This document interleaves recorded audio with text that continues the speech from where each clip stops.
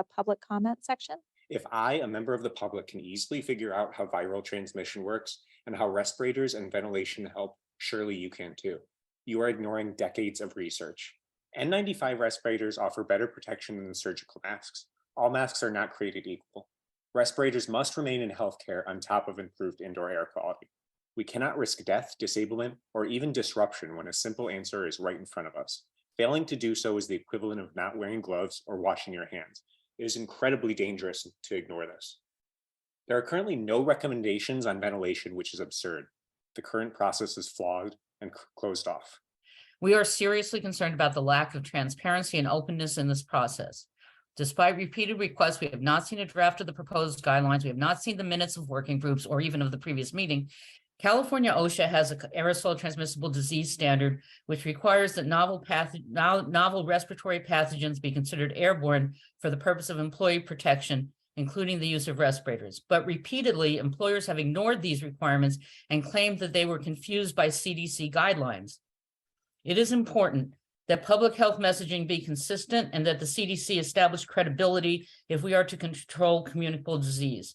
Public health message consistency must be based on protecting workers and the public and not be the result of demands for unquestioning loyalty to weak and unprotective guidelines. The CDC must not undermine respiratory protection regulation by making the false and misleading claim that there is no difference in protection between respirators, which are designed and independently certified to protect against inhalation of small particle aerosols, and surgical masks, which do not. We do not rely on randomized controlled trials to require certified respirators for workers exposed to lead, asbestos, and other harmful aerosols, and it would be unethical to do so. Last December, I caught RSV from my infusion center because my nurse, who knew she had been exposed to RSV, refused to wear an N95.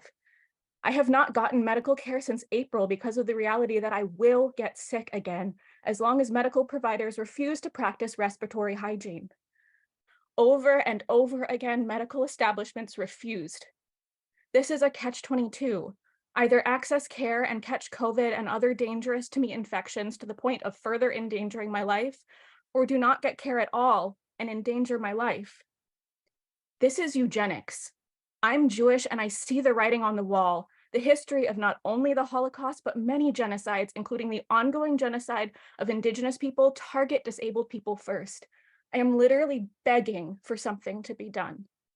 Denying the well-proven science of N95 respirators would be a significant step backwards. There is no physical basis to support the idea that different aerosol pathogens travel different distances. It is incredibly sad to me that so few of my fellow healthcare providers are wearing masks to protect themselves and their patients. Should patients have to ask their surgeon to wear sterile gloves? Putting the burden of protection on patients is not an appropriate infection control approach. Healthcare facilities are where some of the most vulnerable people of our population have to frequent or stay.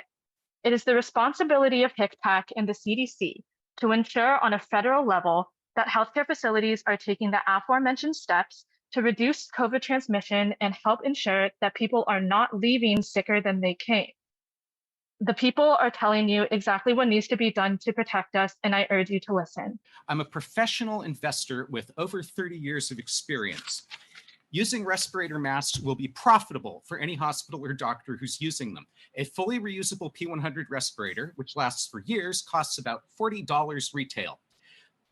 Versus, if a nurse acquires an airborne infection at work and is out sick for one day, that costs thousands of dollars. If the nurse is so sick they can't work anymore, that could cost hundreds of thousands of dollars. When a patient is infected, and you've already heard about several, that creates liability costs for the hospital in the hundreds of thousands of dollars. But worse, it creates a reputational issue. As you've already heard, people are avoiding going to the hospital. People are avoiding routine healthcare, and people are avoiding elective procedures. My family certainly is. We are avoiding them because the hospitals are not safe. This is a huge loss in revenue for the hospitals. So you have one choice. You can buy a $40 respirator for each of your staff and train them to use it, cheap, or you can face hundreds of millions of dollars in liability, in disabled staff, in costs to replace your disabled staff, in reputational damage, in people avoiding your hospitals because they don't want to get infected. So My professional financial advice as a professional investor with 30 years of financial analysis experience is that every healthcare office ought to be using respirator masks. It is clear economically that this would be profitable. For some reason, they aren't doing it. It should be standard precautions. It should be ordered from the CDC, and there is no reason to give them any discretion because they will all profit from doing it. Thank you. And served for 30 years as a safety and health director at the AFL-CIO.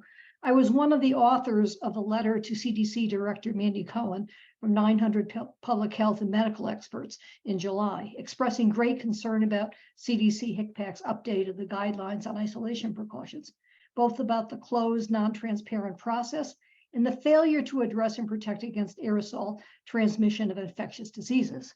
But we are deeply dismayed that the CDC response did not address any of our substantive concerns about the weakness of the guidelines, nor provide any indication that CDC or HICPAC intend to open up the guideline development process to involve key experts and stakeholders. We urge you to change course. And it's quite obvious that your last discussions from meetings did not inspire confidence amongst the public in your ability to, without bias, pass guidance and standards that will deal with the dreadful rise in infections in healthcare facilities. Again, not mentioned today, interestingly. It is really clear in wildfire smoke messaging that you wear N95 respirator masks, that surgical cloth and dust masks aren't going to cut it. You would never, in peak wildfire times amidst smoke, tell firefighters, vulnerable people, or even healthy people, hey, you know what? I think we need more real-world studies. Wear surgicals for now. Or actually, wildfires typically aren't all year long, so we will change the guidance to surgical instead. These things do not make sense. Do not protect people, not for fires, not for COVID-19, both aerosols. The fact that in your past meeting you used widely criticized mass studies, failed to mention any with continued use of N95s in healthcare settings, studies which show that they do lower infections. The fact that you highlighted mass discomfort and ignored long COVID and how damaging and widespread its effects are. I don't know if this is ignorance, immorality, if it's conflict of interest or money or psychological coping at play, but I'll tell you, science and logic are not at the table and they need to be brought back. It is not complex. It is very simple and clear that N95s offer adequate protection from aerosols, that two-way protection is much better than one-way, that hospitals are full of vulnerable populations, that doctors should not infect patients, and that healthcare is a human right. We need N95 respirator masks in healthcare facilities to protect both staff and patients. There are many reasons why. This is just a few of them. Studies show that more than half of transmission is from asymptomatic carriers, and COVID-19 is airborne and highly contagious. What continues to horrify and baffle us is that the only COVID risks we are forced to take are when seeking out medical care. Let me say that again. The only COVID risks we are forced to take with his life and our lives and long-term health are when we need medical care. That statement doesn't even make sense when you say it out loud, and yet that is the tragic and unavoidable reality for us and so many others right now. Given the lack of effective preventatives and treatments we currently have, more and more people are going to continue to unnecessarily die or be disabled with long COVID or be added to the higher risk pool to where a subsequent COVID infection will kill or disable them. This is unsustainable for our species and our global healthcare systems.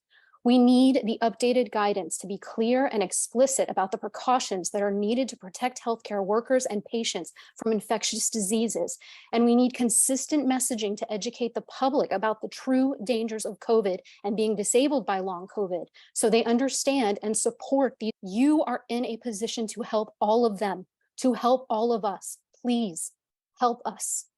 As a result, I am locked out of healthcare, and my federal right and human right to safe healthcare is being violated.